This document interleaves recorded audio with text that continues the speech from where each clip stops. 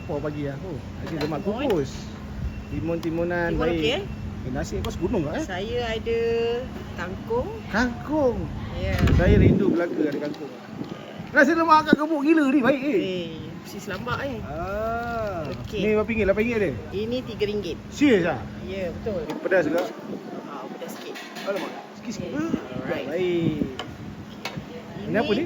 Pisang goreng? Chicken tenders. Chicken Saya tenders? pertama buat dekat Kuala Lumpur. Serius ah? Ya, serius lah. Nasi Janji lemak tak tipu. chicken tender.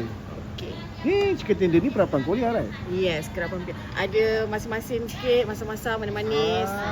Sekejap sabar. Tadi yang biasa RM3. Tapi dah naik 3 ketul ni Ini RM9.90. Akan ada free flow air teh ais. Oh. Korang boleh minum sampai kenyang-kenyang. Maksudnya nasi lemak chicken tender 3 ketul, siap teh ais. RM9.9. Ya, murah ke Oh. mahal? Murah kan, murah. Korang kena try. Akak kat tingkat 1 baru saya perasan. Ya. Saya jarang naik atas ni. Habis kat korang buka pukul apa? Kita buka pukul 6.30 pagi sampai pukul 3 petang. Baik. Korang kena try, okey? Saya terdengar dulu bismillah. Okey, bismillah. Okay kak, nice. Terima kasih.